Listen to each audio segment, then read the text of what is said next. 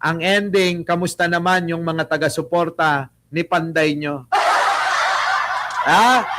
Yan po mga kababayan ko. Eto na. Siyempre may mga taga-suporta pa rin yan. Revilla. Eto na mga kababayan, si nanay naman talaga. Sige nanay, ipaglaban mo. Hindi kami sinuhulan, binayaran para pumunta rito. Naku, lagi namang ganyan ang sinasabi ng mga nagrarally eh. Ay, nako. Sige, tuloy. Mahal namin si Senator Bong Revilla. Bakit? Kailan ba nagmamahal sa kanya? Pati naman si Lani, di ba? Isa lang ang hindi ko, isa lang ang nasisigurado ko na hindi nagmahal sa kanya, si Ellen Adarna.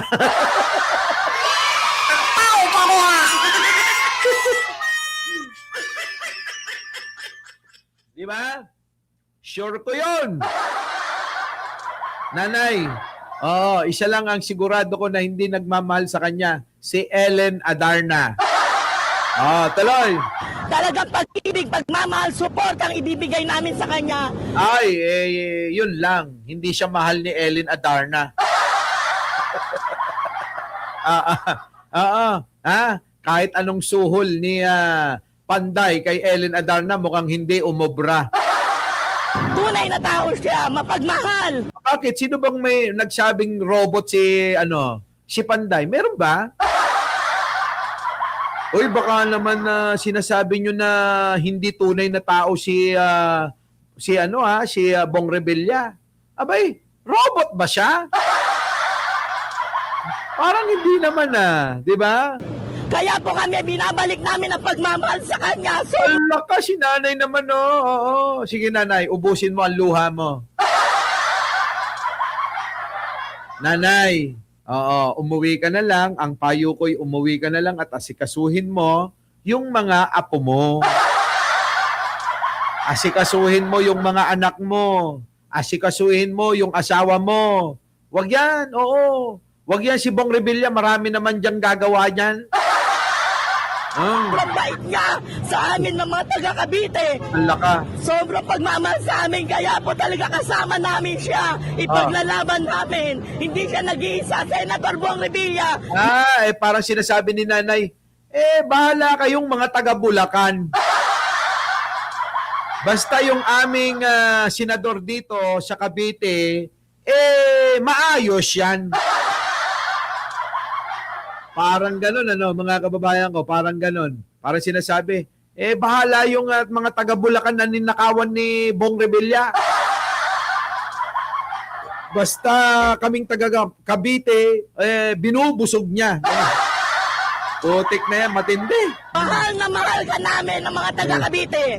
Yung mga nanonood sa Las Vegas, Las Vegas, crypto, singkit, na nanonood sa Las Vegas, Nevada, sana manalo ka dyan sa Pachinko. Bakit po kayo napapaiyak? Ano po yung malaking naitulong sa inyo ni Senator Bong? Ano na malaking naitulong sa'yo? Siyempre, naging emotional po kayo ngayon. Kasi po, si Bong Revilla napakabait matulungin sa Cavite. Wala po kami masasabi. Sa'yo nga, ano nga naitulong daw sa'yo? Si nanay naman, Nanay, ano daw naitulong sa'yo, nanay? Mike, makinig ka. Granting without admitting. CMR. Makakabuti ba yon kaya PBBM? Di sabihin mo. Di, makinig ka rin, Oy, Romel. Arnado, makinig ka. Sabihin mo, kay BBM, sabihin mo, Mr. President, si Mike Cervera tinitira kayo ni tinitira si Martin, pinsan mo. Tapos sabihin mo, pwede ba pahintuin mo? Ganon sabihin mo kay Presidente. Ayos ba? Okay na. Talaga Alam nyo, si Pangulong Bongbong Marcos hindi takot kahit kanino. Yun ang totoo. Bakit? Ano sabi niya? Umuwi ka rito. Salde ko. Itinuturo mo ko? Malinis ang konsensya ni Pangulo kaya siya mismo nagpapawi. Walang kinatatakutan sa madaling salita. Hindi katulad ni Martin nyo, takot na takot magsalita labang kay Saldico. Ang tao ka mo ha! Alam nyo, minsan natatangahan ako sa inyo. Bakit matatakot ang Pangulo kay Martin para idamay siya? Bakit? Sinasabi nyo ba na sangkot si Pangulo sa ginawa nilang pagnanakaw na dalawa ni Saldico? Minsan natatangan nyo rin eh, no? Oo, yung mga katwiran yung ganyan, wala ako sa mood. Sipin nyo nga, si Pangulong Bongbong Marcos hindi natatakot yun. Kasi alam niya malinis siya. Kahit na idamay pa siya ng pinsan niyang si Martin, kung sakasakali, wala siyang katatakutan. Bakit? Alam niya sa sarili niya na malinis siya. O, hindi katulad ni Martin, takot na takot. Tama, mali. Sipin nyo nga, ano ba naman mga analyze nyo yan? Parang yung ina-analyze nyo parang sinasabi nyo, may kinalaman si Pangulong Bongbong kaya kailangan matakot kay Martin para hindi siya idamay, ganun ba yon? Minsan ang tatangan nyo talaga sa totoo lang. Walang kailangang ikatakot si Pangulo kahit pa si Martin ang maglaglag sa kanya kung ano sabihin niya. Wala. Bakit? Walang kasalanan ng Pangulo. Malinis ang Pangulo.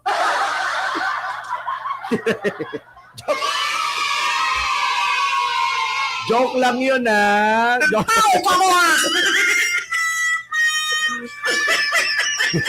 Diba? Joke lang. Kayo talaga, oh.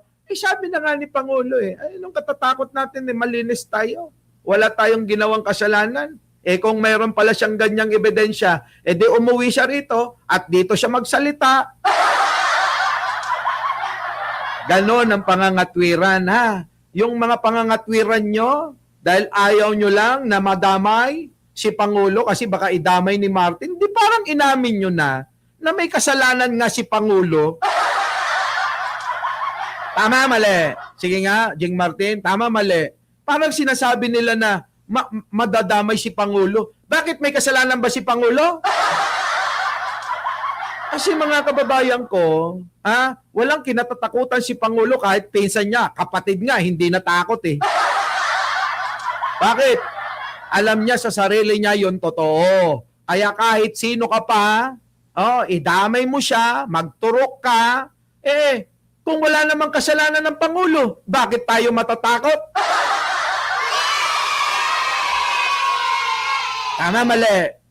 Ang hihinaan nyo mag-analisa. Sa totoo lang. Kung parang ganyan ang inyong mga pananaw, ayawan na. Kasi parang sinasabi nyo may kasalanan si Pangulo. Parang sinasabi nyo kasapakat ni Pangulo si Martin Romualdez Diba? Oo, diba? Okay na. Walang kasalanan si Manong.